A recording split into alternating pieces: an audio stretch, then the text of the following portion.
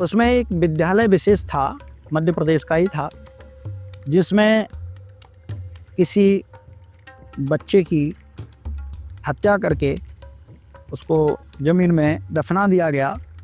उसकी आत्मा उस विद्यालय में परेशान करती थी लोगों को। यहाँ तक था कि उनके हाथ पैर मारने के निशान भी बॉडी पे आ जाते थे। दाल में पड़ा तो निशान छप गया, पीठ में पड़ा तो निशान छप गया। ये चीज़ें एपिसोड में भी दिखाई गई थी मीडिया के द्वारा। तो महाराज जी, इस शक्ति की क्या क्या संभावना है? क्या ये उतने 7 चिरंजीवी हैं, उनके बारे में पता किया जा सकता है? बिल्कुल। हमारे भैया यहाँ मेडिकल ऑफिसर हैं, उनसे बोले कि हम 7 दिन के अंदर अपना शरीर छोड़ेंगे। उन्होंने सारा मेडिकल चेकअप की, हेल्थ प्रोफाइल किए, कहीं कोई कमी नहीं। उसके बाद 7वां दिन आने को हुआ, जन्माष्टमी के अगले दिन शरीर उन्होंने छोड़ा। उस दिन वो बोले अब 24 घंटे रह गए, तब भी उनका परीक्षण किया, कहीं कोई वो नहीं। और जिस दिन जन्माष्टमी के सुबह ये बोले कि तुम लोग ये सब अपना जो करना है निवृत्त हो जाओ, क्योंकि उसके बाद तुम लोग जो है ऐसा ऐसा होगा और उसमें दुखी होगे, भोजन तक कर लो, यहाँ तक हम लोगों को कहा और शरीर छोड़ा। तो मंत्र के माध्यम से छोड़ा था। अब वो क्या उनकी प्रक्रिया, वो ये कहते थे कि हमारे गुरु महाराज ने हमें इच्छा मृत्यु का वरदान दिया है, हम जब चाहेंगे तब शरीर छोड़ देंगे। आपके पास है कुछ? देखिए, विधि के विधान को मैं कभी न छेड़ता हूँ, न छेड़ा है, न छेड़ना चाहिए, लेकिन अलग अलग चीज़ें हैं। परिकाया प्रवेश, जैसे साइंस की भाषा में आज कहें, बिना माता पिता के क्लोन तैयार करते हैं, ये आपने सुना है। उनके अंश को लेकर के उनका जो भी एक इंस्ट्रूमेंट होता है उसमें वो रखते हैं। टेस्ट ट्यूब में भी देखा हो, माँ के पेट के अलावा भी उसको पाल पोस के बड़ा कर देते हैं। तो हमारे यहाँ उसको भी हम आध्यात्मिक विज्ञान कहेंगे। और शंकर भगवान भी इसका प्रत्यक्ष उदाहरण है कि मरने के बाद जो आप कह रहे हो, गणेश जी थे, उनकी मृत्यु हो गई थी, जिन्हें हम प्रथम पूज्य हैं, और उन्होंने उनको जीवित किया। यदि वो विधान नहीं होती तो वो कैसे उन्होंने ये भी सिद्ध किया कि भगवान शंकर पहले डॉक्टर हैं, सर्जन हैं और मृत संजीवनी के दाता हैं। महाराज जी, जो आप बता रहे हैं परिकाया कल्प, मतलब ये कितनी देर तक के लिए जीवित रह सकता है? संकल्प की अवस्था उसमें साथ में होती है। संकल्पित अवस्था में जाकर के हम जितने समय के लिए संकल्पित होते हैं उतने समय उसमें निर्धारित होता है। महाराज जी, अपने धर्म में जो पुराने साधु संत हैं, जैसे देवरा बाबा और भी उनसे पहले हैं, जो 400 साल जी गए, कोई 150-200 वर्ष, तो कहते हैं इनके पास कायाकल्प की सिद्धि थी। तो ये कायाकल्प की सिद्धि क्या होती है, इसके बारे में थोड़ा बताइए। देखिए, ये विषय गोपनीय है, ये सामूहिक विषय नहीं है। बहुत सारे बिंदु ऐसे होते हैं जो गोपनीय होते हैं, उनको सामूहिक रूप से नहीं रखा जाता है। नमस्कार दोस्तों, स्वागत है आप सभी का एक बार फिर मेरे YouTube चैनल पर। तो मित्रों, आज बहुत लंबे समय के बाद एक बार फिर हमारे साथ जुड़े हैं जगत गुरु आनंदेश्वर महाराज जी, जो कि अपनी सिद्धियों के लिए जाने जाते हैं दुनिया भर में। तो मित्रों, आज उन्हीं से कुछ सिद्धियों के विषय में चर्चा करेंगे। वीडियो काफ़ी इंटरेस्टिंग होने वाला है, बने रहिएगा। सीताराम महाराज, सीताराम। तो महाराज जी, जो आपके पास सिद्धियां हैं उसकी क्या संभावना है, मतलब क्या क्या सीमाएं हैं उसकी, क्या क्या पता कर सकते हैं? बहुत अच्छी बात। देखिए, मैंने कोई भी सिद्धि नहीं की, मैंने किए भक्ति। बचपन से अभी तक हनुमान जी महाराज हमारे इष्ट रहे और उनकी ही आराधना और गुरु महाराज का आशीर्वाद सदैव हमारे ऊपर रहा। हमारा भी जीवन जो रहा, मैंने वैदिक अध्ययन, ज्योतिष का अध्ययन, तंत्र का अध्ययन सबका किया, और लेकिन उनको सर्वोपरि ना रखते हुए इष्ट साधना, भगवत भक्ति, उसको रखते हुए अपने जीवन को आगे बढ़ाया है। कुछ लोग आकर के मुझसे मिलते हैं तो वो कहते हैं ये ज्योतिष के जानकार हैं।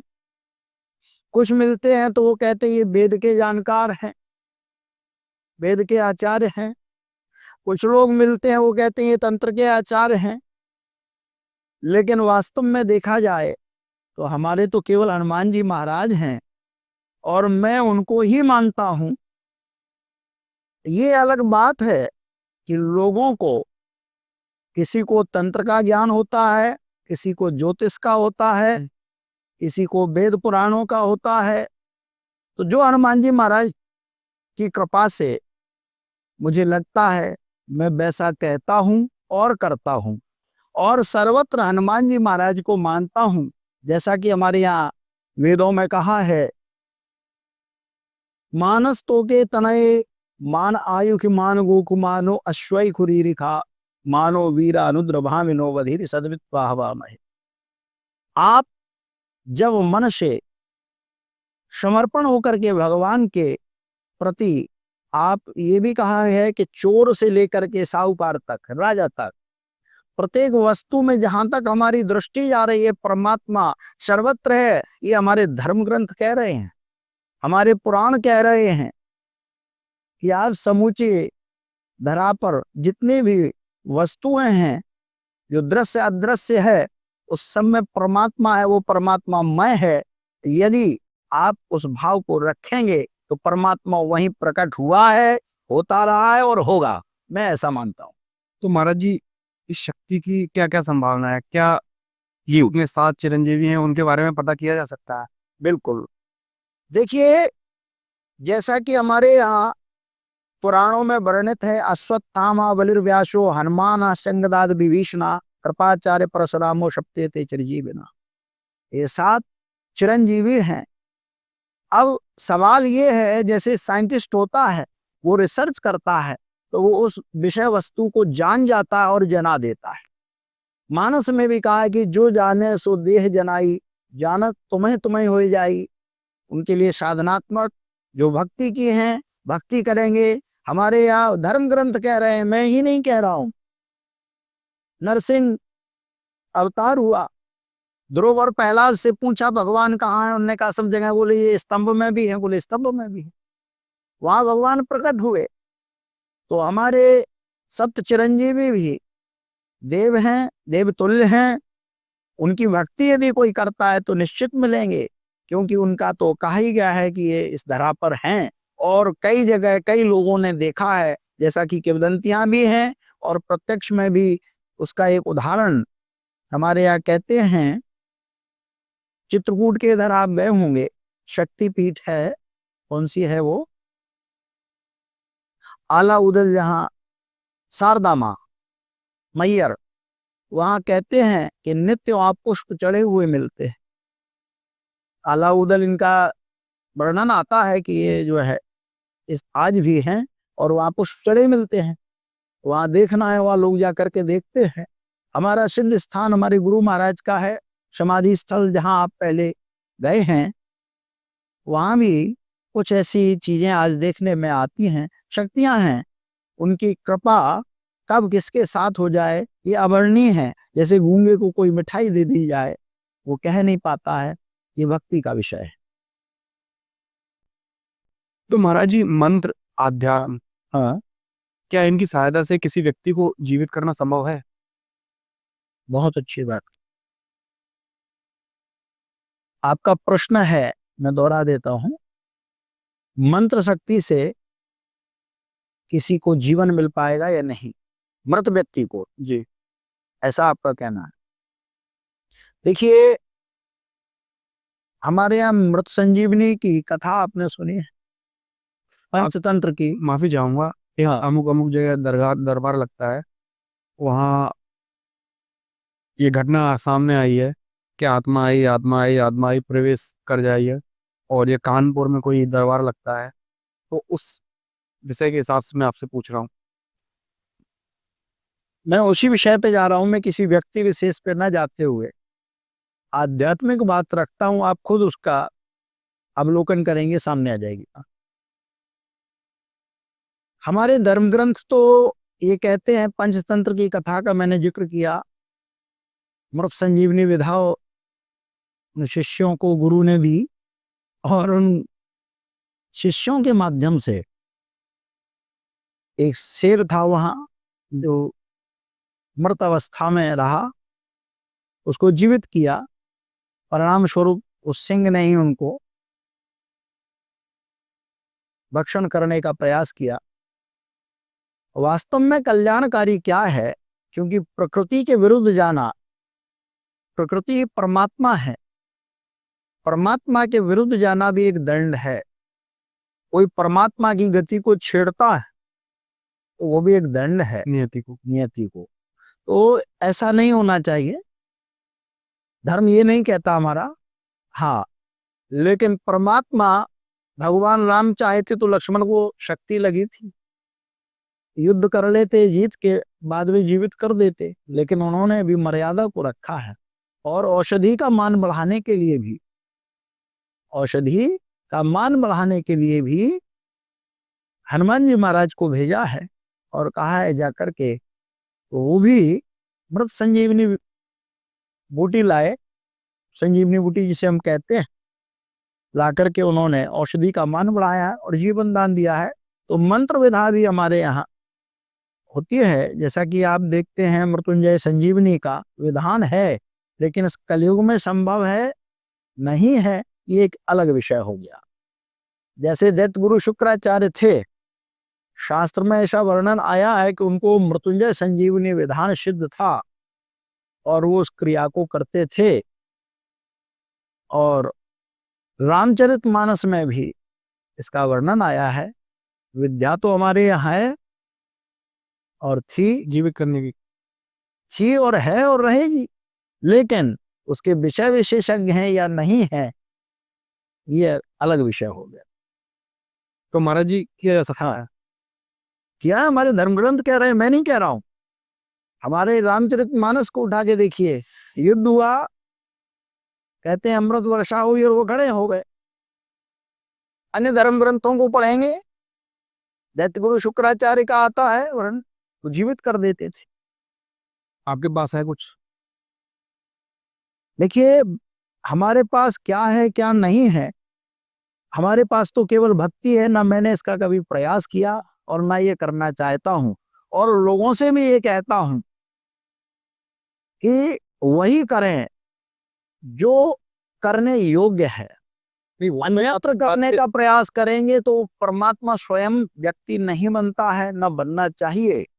संत लोग तो आशीर्वाद देते हैं, जब कोई दुखी आता है तो उसको आशीर्वाद देते हैं, और वो ये कहते हैं मैं नहीं कर रहा हूं, जो भी करते हैं परमात्मा हमारे हनुमान जी महाराज करते हैं। माफी चाहूंगा महाराज जी, पर मैं ये पूछ रहा हूँ कि मैं आपकी बात समझ रहा हूँ कि हाँ, ये प्रकृति के अनुसार सभी चलना उसी के माध्यम से, बिल्कुल।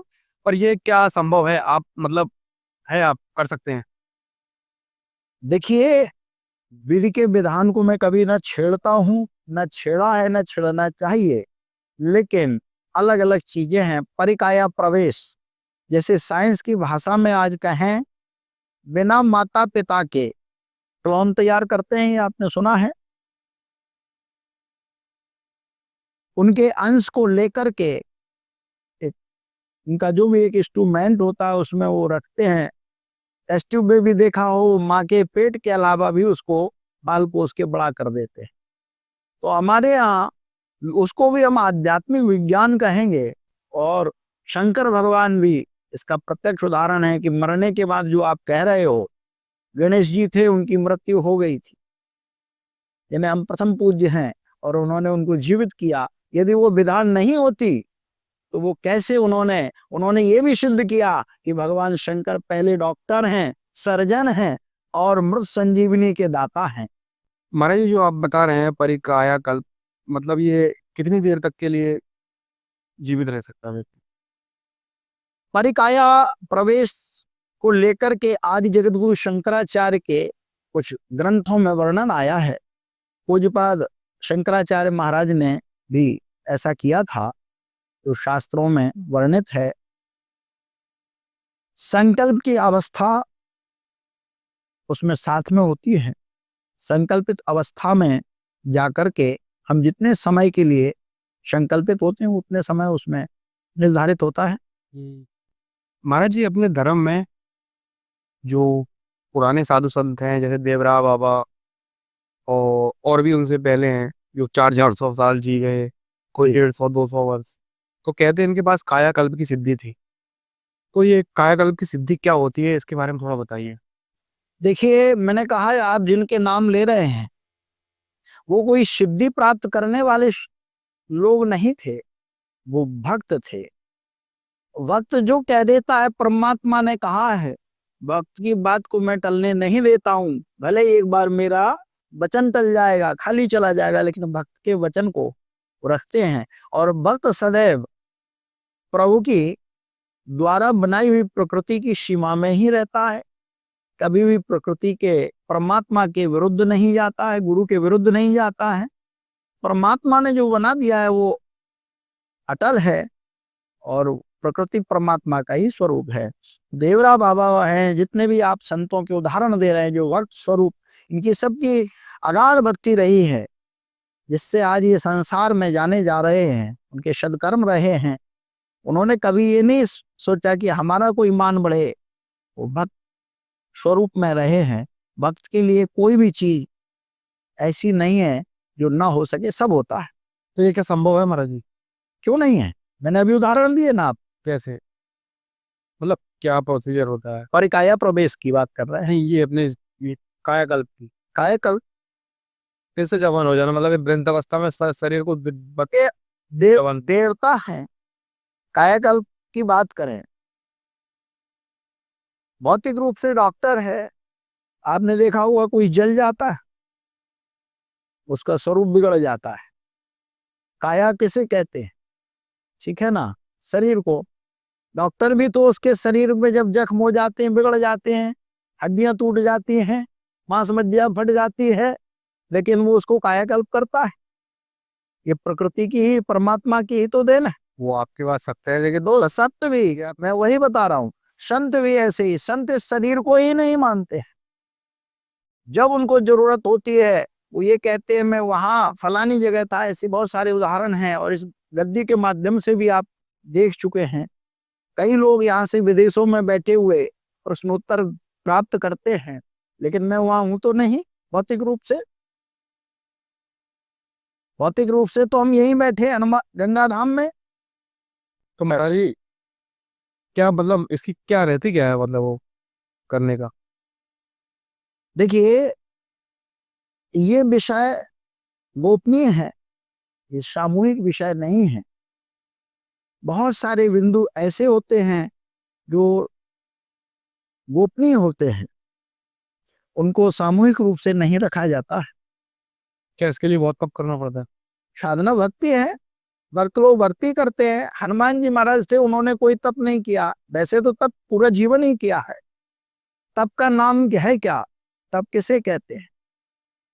आप कोई सदकर्म को करें, वो तप ही है। हमारे यहाँ यंत्र मंत्र तंत्र कहते हैं, लोग जो तपस्या समझते हैं, कर्म को छोड़ करके करते हैं, वो तप नहीं है।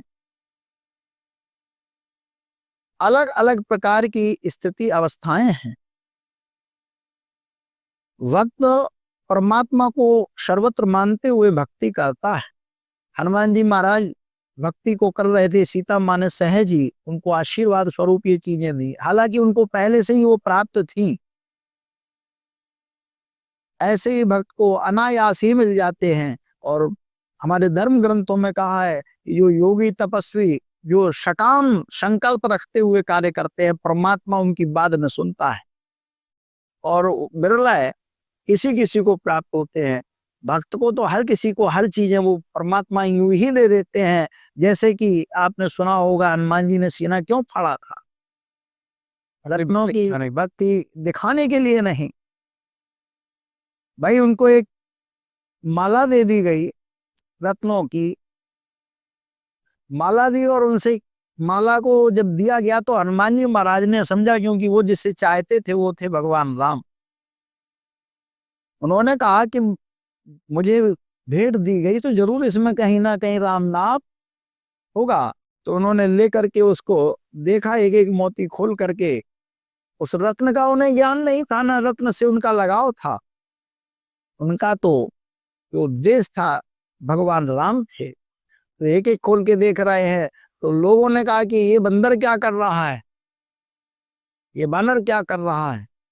ये तो इस मोतियों की जो जौहरी थे, जो उस रत्न की कीमत को जानते थे, लेकिन उनके लिए वो रत्न नहीं था, रत्न तो भगवान राम थे। तो उन्होंने कहा इसमें क्या देख रहे हो, बोले राम देख रहे हैं, राम नाम सीता माँ कहीं अंकित हो। तो नहीं दिखा तो बोले क्या तुम्हारे सीने में भी है। तब उन्होंने कहा हाँ हमारे सीने में भी है, और भगवान राम को दिखा दिया अपने सीने में। तो भक्त को उसकी जरूरत नहीं होती है, लेकिन यदि कई ऐसे उदाहरण भी आए हैं जहाँ भक्त ने कह दिया तो परमात्मा ने उस चीज को किया है। ये तो महाराज जी, आप हनुमान जी के भक्त हैं जी और आजकल देख रहे हैं किस प्रकार से जो लोग हैं पाखंड कर रहे हैं, हनुमान जी का शरीर में आने का दावा कर रहे हैं। क्या ऐसा हो सकता है? क्या हनुमान जी शरीर में आ सकते हैं किसी के? बहुत अच्छी बात। देखिए हमारे यहाँ धर्म ग्रंथों की यदि बात करें और भौतिक समय की बात करें, धर्म ग्रंथ ये कहते हैं कि परमात्मा सब में है, सर्वत्र है। तत्वम अस्मि अहम ब्रह्मास्मि, वेदांत का महावाक्य भी है।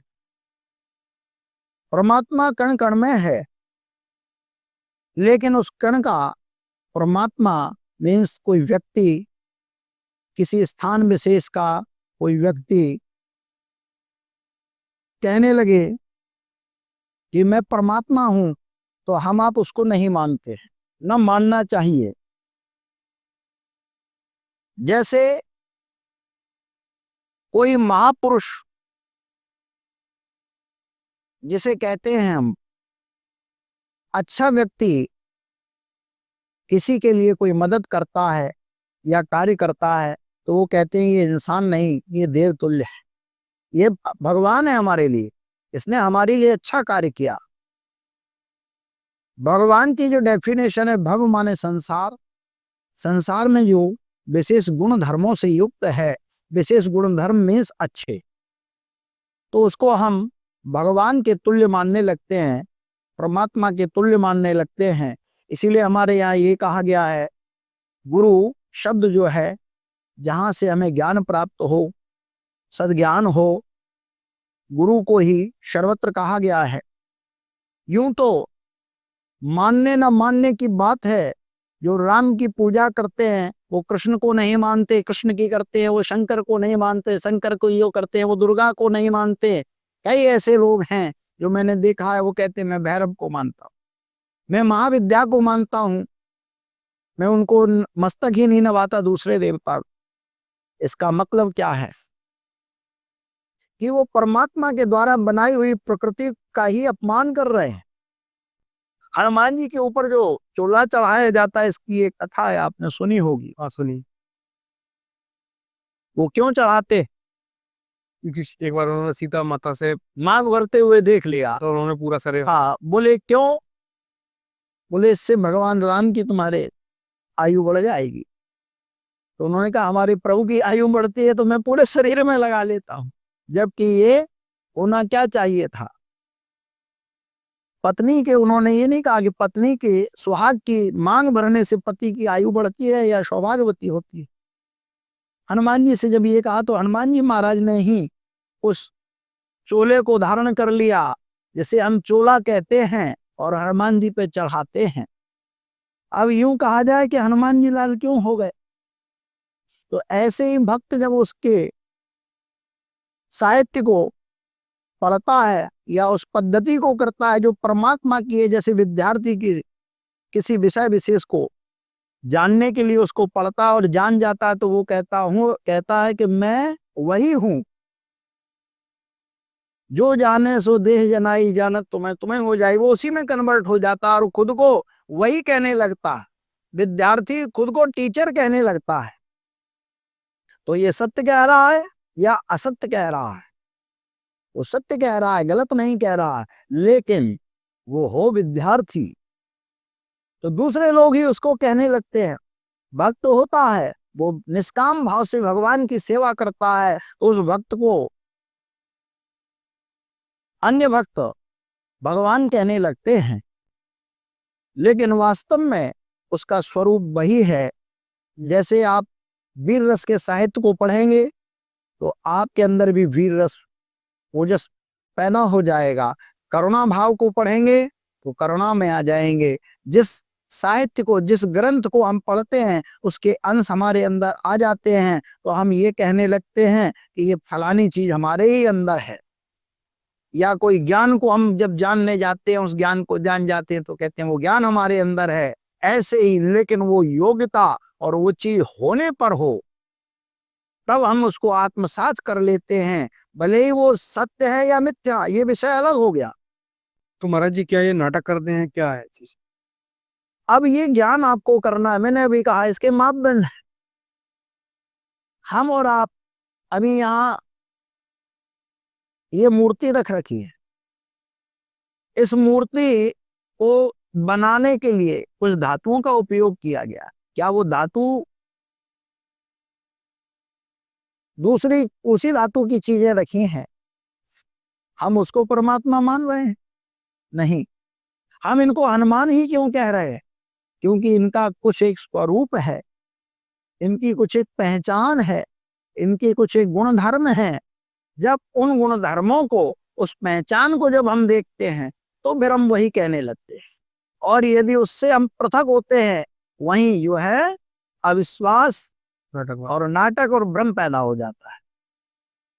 इसके लिए आज के समय में ये कहना न कहना उचित नहीं है, क्योंकि यूं तो बहुत सारी जगहों पर हम और आप देख रहे हैं कि परमात्मा का उल्लंघन करते हुए अपने आप को परमात्मा कह रहे हैं। ऐसा नहीं होना चाहिए। महाराज जी जैसे आजकल देखा जा रहा है, कई लोग दिव्य दरबार लगा रहे हैं, तो सिद्धि वगैरह, आत्माओं की सिद्धि वगैरह के, तो क्या इसके कुछ दुष्परिणाम हो सकते हैं? बिल्कुल ठीक बात कही आपने। देखिए, हम कर्म चाहे सदकर्म करें या दुष्कर्म करें, है ना, उसका परिणाम सबको भोगना पड़ता है।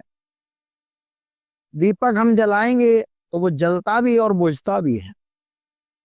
ऐसे ही उसमें घी कितना है उस पर डिपेंड करता है। बहुत सारे ऐसे लोग जो है जीवन में देखे गए हैं, कहानी जो आई उनकी। बिल्कुल, आपने पहले, इससे पहले हमारा आपका जब साक्षात्कार हुआ था, तो हमने एक प्रेत का उदाहरण आपको दिया था। भगवत कृपा हमारे यहाँ कहते हैं निष्काम और सकाम। भक्त जो है निष्काम भाव से भक्ति करता है। कई लोग प्रेत हुए, जिंद हुए, आदि आदि जो नामों से हम लोगों को बुलाते हैं। जैसे हम आप बैठे हैं, हमारा नाम कुछ और है, आपका नाम कुछ और है, अन्य लोग बैठे हैं, इनका नाम कुछ और है, नाम से जाने जाते हैं। ये भी एक पहचान है। विज्ञान की दृष्टि से बात भी करेंगे, यदि आप कहेंगे, हवा जिसे हम कहते हैं, एनर्जी कहते हैं, नेगेटिव और पॉजिटिव, ये सूर्य ग्रह है। यही इसकी एनर्जी ऑल टाइम मिलती है, लेकिन सर्दियों में यही हमें सुख देता है और गर्मियों में यही दुख देता है। ऐसे ही भूत प्रेत इत्यादि हैं, चाहे वो मानव हो चाहे परमात्मा हो, उसके नियमों से हम विपरीत जाते हैं तो सुख और दुख होता है। कई लोग, आपने सुना, एक उदाहरण देता हूं। चंबल में एक जगह थी, किसी ने नाग देवता की साधना की और वो नागमणि को प्राप्त करना चाहते थे। एक संत थे, उसके लिए उन्होंने तमाम नागों को एकत्रित कर रखा था। एक बार गए, बताते हैं कि उन्होंने उसके ऊपर एक तस्सल टोकरी जो है रखी और उसको अपने उसमें करना चाहते थे, बस में। तो जैसे ही गए तो उसने उनको काट लिया, और जबकि अन्य हजारों सांपों के द्वारा उनको काटा गया, जहर काम नहीं करता। तो ऐसे बहुत दुष्परिणाम होते हैं जो जैसे कर्म को करता है। हमारे धर्म ग्रंथ तो यहाँ तक कहते हैं कि जो जिस कर्म को करता है उसी कर्म के अंतर्गत उसकी मृत्यु होती है। तो महाराज जी आपके दरबार में बहुत सारे केस आते हैं, तो ऐसे किसी केस के बारे में बताइए, भूत प्रेत के, हाँ। जिसने आपको चौंका दिया हो। बहुत अच्छी बात। देखिए, कई ऐसे केस आते हैं यहाँ। अभी आपने इसको पूर्व में जी टीवी पे एक प्रोग्राम आता था, काल कपाल महाकाल। उसमें एक विद्यालय विशेष था, मध्य प्रदेश का ही था, जिसमें किसी बच्चे की हत्या करके उसको जमीन में दफना दिया गया। उसकी आत्मा उस विद्यालय में परेशान करती थी लोगों को। लोग उसकी अनुभूति करते थे, जबकि वो मेडिकल कॉलेज की घटना थी। जबकि मेडिकल वाले, साइंस वाले इसको मानते नहीं थे। जब उन्होंने इस चीज को अनुभूति की कि यहाँ पर कोई शक्ति है जो हमें परेशान कर रही है, यहाँ तक था कि उनके हाथ पैर मारने के निशान भी बॉडी पे आ जाते थे। दाल में पड़ा तो निशान छप गया, पीठ में पड़ा तो निशान छप गया। ये चीजें एपिसोड में भी दिखाई गई थी मीडिया के द्वारा, जैसा कि हमने भी उसको देखा था। और वहां से कई स्थानों पर वो गए, जाकर के उनको समाधान नहीं मिला। वहां से कुछ टीचर और कुछ विद्यार्थी इस स्थान पर भी आए। उन्होंने मुझसे पूछा, मैं बैठा था हनुमान जी का चिंतन करके लिखता हूँ, लिखा तो मैंने उन्हें बताया कि ऐसे ऐसे करके वहां कोई घटना हुई है और उसकी आत्मा है जो वहां परेशान कर रही है।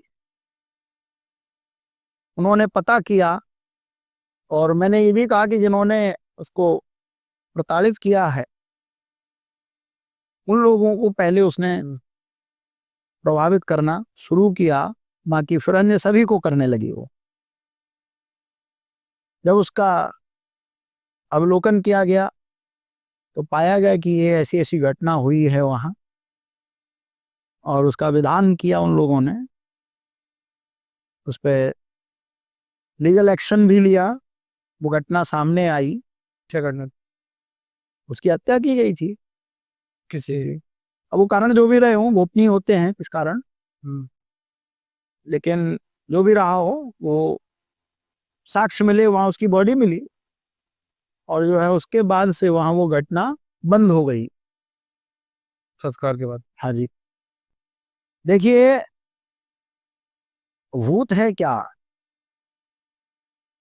यूं तो भूत भविष्य वर्तमान भी कहते हैं।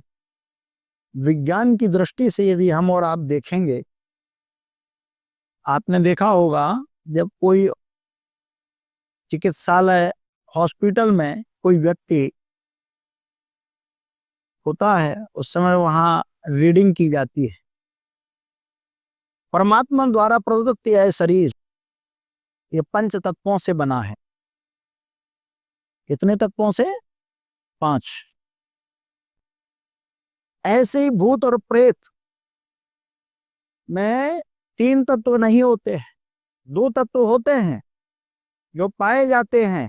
और वैज्ञानिक प्रमाण यदि हम और आप देखेंगे, जिसको भूत प्रेत लगा हो, हवा लगी हो, उसके 2 तत्वों की मात्रा, कौन से तत्व होते हैं? वायु तत्व और अग्नि तत्व। भूत प्रेत। हाँ जी, जो हवा, जैसे हम कहते हैं हवा इसीलिए कहते हैं कि वो वायु तत्व प्रधान है। उसका दिखने का शरीर, क्योंकि वायु का क्या है? स्पर्श। स्पर्श त्वचा का है। और वायु, हवा जो चलती है, शब्द है ना, क्या है वायु का गुण? चंबंखा चलना, चलती है सुनाई देती, शब्द है। बांसुरी बजाते हो आप, ध्वनि, वायु का गुण है। तो उसमें वो 2 तत्व, जिसे हम हवा कहते हैं, कैसे हवा लग गई। हवा का अस्तित्व यदि देखा जाए, मापदंड किया जाए साइंटिस्ट की दृष्टि से भी, तो उसके वो बढ़ जाते हैं। चाहे उसको वो बीपी कह दे कि बीपी बढ़ गया है।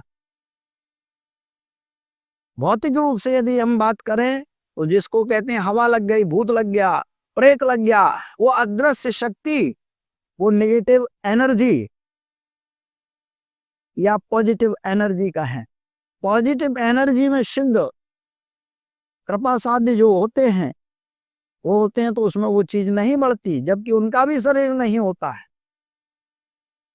वास्तव में जिन्हें हवा लगती है वो भूत प्रेत, जिन्हें हम कहते हैं कि इसको लग गया है, उनके वो दो तत्व बढ़ जाते हैं। दो तत्वों की मात्रा पंच तत्व से पृथक होती है, तो हम मान लेते हैं इसको भूत प्रेत लगे हैं। और जैसे हमने उदाहरण दिया कि वही डॉक्टर जैसे अभी कोविड के दरमियान वो सर्च ये नहीं कर पाए कि इसको क्या समस्या? क्या समस्या है, कौन सा भूत प्रेत लगा है।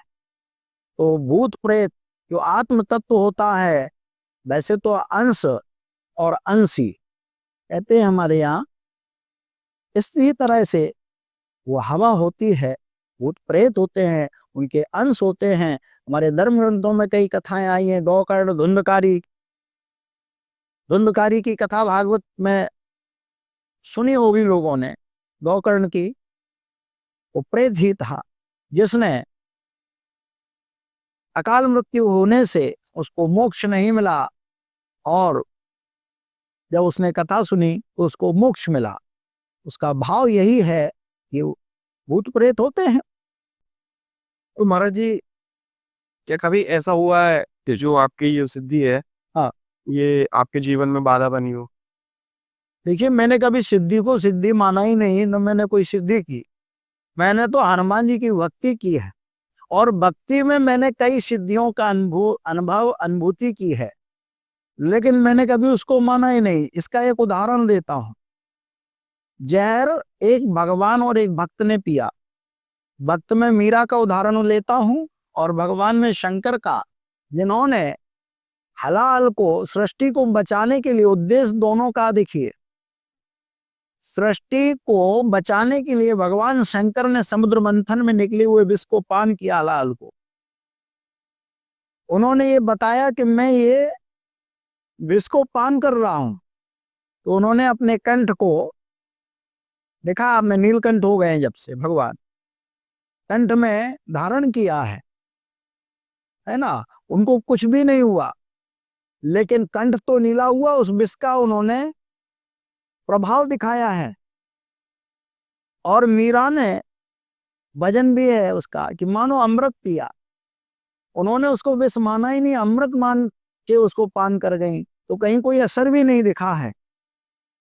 ऐसे ही हमने साधनाएं, सिद्धि जो भी की, हनुमान जी को ध्यान में रखते हुए की है ना। चाहे वो अध्ययन किया है, ऐसा नहीं कि मैंने अध्ययन नहीं किया, अध्ययन भी किया मैंने, तो कुछ बाधा रही? कोई बाधा नहीं आई। यहाँ तक बाधाएं तो बहुत आई। उदाहरण देता हूँ, मैं वाराणसी में भी पढ़ने गया, या ग्वालियर में भी संस्कृत विद्यालय वहां पढ़ने गया, और भी जगह गया।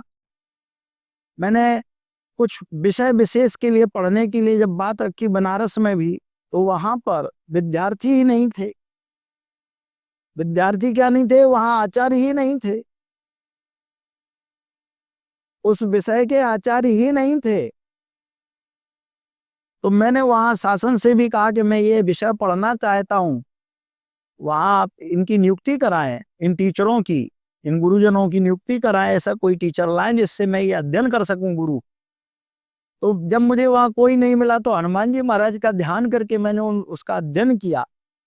बाद में वहां नियुक्ति हुई, तो मैंने परीक्षा दिए सीधे, और उसमें पास हुआ हूं। वो गुरुजनों ने कहा कि आपने अध्ययन कहाँ से किया, यहाँ तो कोई विषय का विशेषज्ञ ही नहीं था, हम ही विषय विशेषज्ञ हैं। बाद में हमारी नियुक्ति हुई, आपने एडमिशन लिया, पढ़े हैं, और आपके नंबर आए, और प्रैक्टिकल में भी आए। तो मैंने कहा मेरे गुरु हनुमान जी महाराज रहे हैं, मैंने उनका ध्यान करके ही, लेकिन मैंने सिद्धियों के निमित्त नहीं किया है, मैंने भक्ति के निमित्त किया है, और सर्वोपरि भक्ति को ही मानता हूँ। महाराज जी, जैसे भूत भविष्य वर्तमान जानने वाली जो सिद्धि होती है, हाँ, क्या उससे भविष्य को बदला जा सकता है? बहुत अच्छी बात कही। मैं एक इसी का उदाहरण रामचरित मानस से देता हूँ। वाल्मीकि थे ऋषि, उनके विषय में आपने सुना होगा रामचरित मानस। उन्होंने राम की लीलाओं के पहले ही लिख दिया था। राम की लीलाओं के पहले ही उसको लिख दिया था और वो सब जानते भी थे। और सीता माँ की समूची वन की स्थिति में उनके आश्रम में रही। लव कुश का जन्म हुआ सीता माँ नहीं, लेकिन उन्होंने चाहते तो वो बदल भी सकते थे, लेकिन बदलने का प्रयास नहीं किया। स्वयं भगवान राम भी जिस लीला के लिए आए थे वो जानते थे कि ये विधि का विधान है, प्रकृति का विधान है, उसको छेड़ना नहीं चाहिए। वो भी त्रिकालदर्शी थे, उनसे बड़ा कोई त्रिकालदर्शी नहीं है। जिन्होंने तीनों कालों की जानते थे, लव उसको रामायण राम के सामने सुनवाई और अगला चरित्र बताया कि ऐसा होने जा रहा है। भगवान राम समझ गए, लेकिन उसके बाद भी उसको बदला क्या? नहीं, क्योंकि परमात्मा द्वारा प्रदत्त सुख और दुख दोनों ही प्रसाद की अवस्था में आते हैं। हमें सहर्ष उसको स्वीकार करना चाहिए। पर महाराज जी इस चीज का लाभ क्या होगा? इसका मतलब जो भी अपन जैसे वर्तमान भूत भविष्य जान लेंगे तो इसका लाभ क्या होगा? लाभ कुछ भी नहीं है, क्योंकि भक्त लोग ही जान सकते हैं। जो भक्त की श्रेणी में होगा वही जान पाएगा। और भक्त परमात्मा के लीला के अलावा वो लीला समझ के, जैसे आप टेलीविजन क्यों देखते हैं? मनोरंजन के लिए। मनोरंजन के लिए। ऐसे ही संसार में मनोरंजन हो रहा है, परमात्मा कहता है और उसके भक्त जानते हैं कि ये सब लीला है प्रभु की।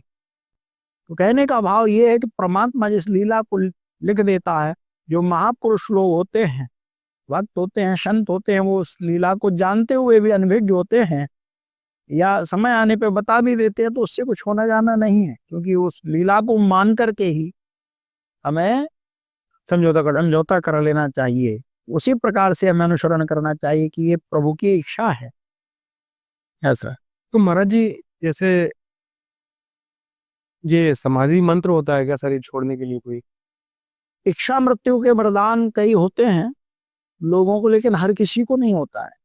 ये जो प्रश्न आप कर रहे हैं, जैसे हमारे यहाँ कहते हैं शर्त नागमणि होती है, हर किसी को नहीं होती है। ये चीजें हुई हैं जब भी लोगों ने कहा है। इसका प्रत्यक्ष उदाहरण हमारे गुरु महाराज, हमारे भैया यहाँ मेडिकल ऑफिसर हैं, उनसे बोले कि हम 7 दिन के अंदर अपना शरीर छोड़ेंगे। उन्होंने सारा मेडिकल चेकअप किए, हेल्थ प्रोफाइल किए, कहीं कोई कमी नहीं। उसके बाद 7वां दिन आने को हुआ, जन्माष्टमी के अगले दिन शरीर उन्होंने छोड़ा। उस दिन वो बोले अब 24 घंटे रह गए, तब भी उनका परीक्षण किया, कहीं कोई वो नहीं। और जिस दिन जन्माष्टमी के सुबह ये बोले कि तुम लोग ये सब अपना जो करना है निवृत्त हो जाओ, क्योंकि उसके बाद तुम लोग जो है ऐसा ऐसा होगा और उसमें दुखी होगे, भोजन तक कर लो, यहाँ तक हम लोगों को कहा। और शरीर छोड़ा उन्होंने। तो मंत्र के माध्यम से छोड़ा था। अब वो क्या उनकी प्रक्रिया, वो ये कहते थे कि हमारे गुरु महाराज ने हमें इच्छा मृत्यु का वरदान दिया है, हम जब चाहेंगे तब शरीर छोड़ देंगे। महाराज जी वो क्या मंत्र होता है? अब वो उनकी क्या स्थिति, क्या प्रोसेस, क्या मंत्र, क्या अवस्था रही होगी, ये वही जाने, लेकिन ये हम लोगों ने प्रत्यक्ष आंखों से देखा। तो नॉर्मली समाधि क्या होती है मतलब? समाधि अलग चीज हो गई। तो मतलब क्या करते हैं, मतलब बैठ जाते हैं, क्या करते हैं, कुछ भी नहीं, तो रहते हैं? देखिए सबके अपने अपने वो संकल्प हैं। उसमें जैसे भीष्म पितामह था, भीष्म पितामह थे, उन्होंने कहा था कि सूर्य की गति जब पड़े रहे सैया पे, से बाणों की सैया बनवा ली, पड़े रहे, आप सबने कथा सुनी है। इच्छा मृत्यु थी। अवस्था कोई भी हो सकती है, जो प्रारब्ध भोग रह गया है, महापुरुष लोग जानते हैं कि हमें ये भोगना है, इतने समय भोग के हम चले जाएंगे। ये तो समाधि का मतलब ये है कि पहले से पता पड़ जाता है तो मतलब समाधि नहीं, समाधि अलग है। समाधि की जो अवस्था है, संकल्प उसमें भी होता है। संकल्प लेकर के उस शरीर को सुरक्षित दायरे में रख करके समाधि ली जाती है, क्योंकि यदि उस शरीर से कोई छेड़छाड़ करेगा तो पुनः वापसी उसमें नहीं आ पाएगी। उसमें संकल्प की अवस्था होती है, उसी समय में समाधि टूटती है। मंत्र विधा अलग होता है शरीर छोड़। देखिए मंत्र है क्या, हमने कहा था कि वाणी की शुद्धता, वॉइस जिसे हम कहते हैं, ब्रह्म की जब भी बात हुई है उस समय वाणी हुई, आकाशवाणी हुई। जहाँ भी आप धर्म ग्रंथों को देखें, चाहे रामायण हो चाहे अन्य ग्रंथ हो, उन सब में वॉइस की परिकल्पना हुई है। शब्द ही ब्रह्म है और मंत्र ब्रह्म है, स्वरूप है। मंत्र शब्दों के समूह से ही मंत्र बनता है। और तंत्र जो है, प्रजातंत्र, लोकतंत्र, राजतंत्र, ये भी तंत्र है, आध्यात्मिक तंत्र भी है, जिसमें और यंत्र माने वस्तु विशेष। ये शरीर है, कान का, ये काम करना बंद होना, एक ये यंत्र फूक जाना, सुनाई देना बंद हो जाता। यंत्र में वस्तु विशेष का, मंत्र में मानी विशेष का और तंत्र में क्रिया योग, ये तीनों जब जुड़ जाते हैं तब वो तंत्र होता है ना। तो महाराज जी, देवी शक्ति का एक छिन्नमस्ता स्वरूप है। हाँ, इनके कार्यों और इनकी शक्ति के बारे में थोड़ा बताइए। बहुत अच्छा प्रश्न किया आपने। देखिए, महाविद्या का वह स्वरूप जिसमें जिनका मस्तक कटा हुआ है, आवेशित स्वरूप जितने भी महाविद्या के हैं या अन्य देवियों के, वो नित्य उनका दर्शन पूजन भी निषेध है। दूसरे को दर्शन कराना भी अशुभ माना जाता है। उन कहने का भाव उनकी अपनी स्थिति और अवस्था है।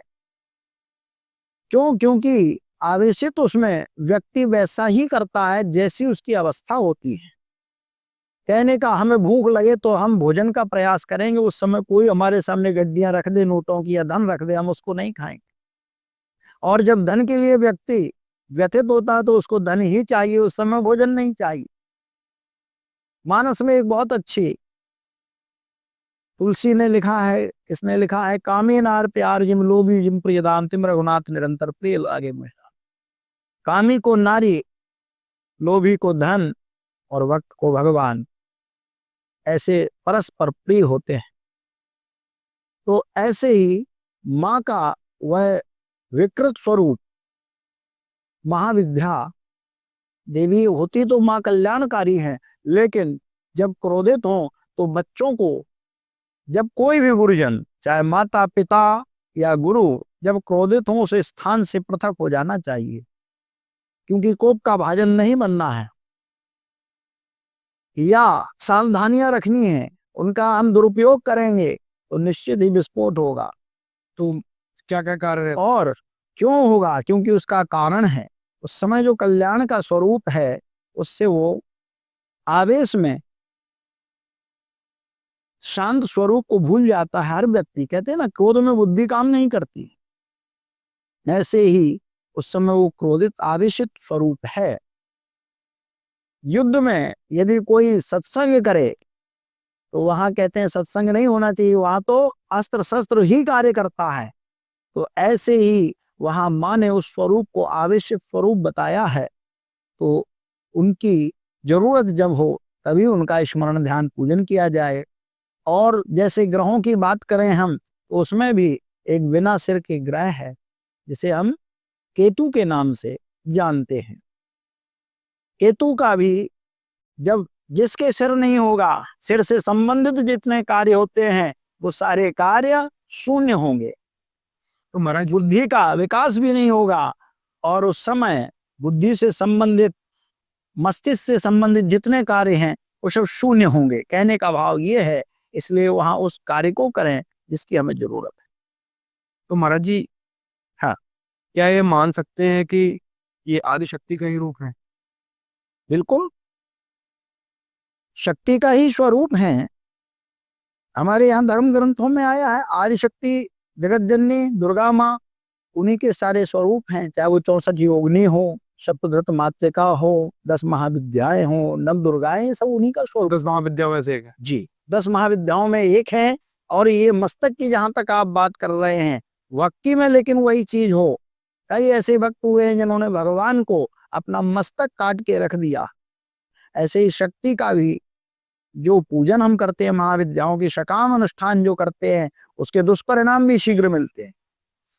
तो महाराज जी, क्या इन्हें पूजा जाता है? किन्हें?